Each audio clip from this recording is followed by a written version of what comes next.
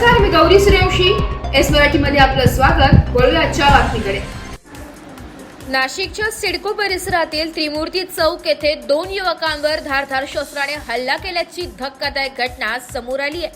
सूरज बेडसे, रोहित शेळके आणि पवन शिगवण सर्व राहणार महाकाली चौक असे जखमी झालेल्या तरुणांची नाव आहे. हे तिघे कंपनीत कामाला जात असताना रस्त्यात त्यांचे पेट्रोल संपल्याने त्रिमूर्ती चौकातील एका पेट्रोल पंपावर पेट्रोल भरण्यासाठी जात असताना मागून 4 युवक आले व त्यांनी शिवीगाळ करत कोयत्याने हल्ला चढवत 2 युवकांना जबर मारहाण केली.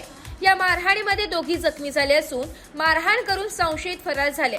या मारहाणीमध्ये रक्तस्राव झाल्याने त्यांना जिल्हा रुग्णालयात उपचारासाठी दाखल केले. या प्रकरणी अंबड पोलीस येथे गुन्हा दाखल करण्यात आला असून पुढील तपास अंबड पोलीस करीत आहे. तसेच भरदिवसा या युवकांवर हल्ला झाल्याने परिसरातील भीतीचे वातावरण पसरले. माझं नाव सूरज बेडसे. तर आम्ही विशाल पेट्रोल पंपावर चाललो होतो पेट्रोल टाकायला. 4 जण आले आणि त्यांनी माझ्या दोस्ताला मारणं चालू केलं. तर मी तिथून पेटी शाळेपासून पेट्रोल पंपापर्यंत पळत गेलो. तर त्यांनी तिथं पेट्रोल पंपावर त्यांनी मला मारहाण केली.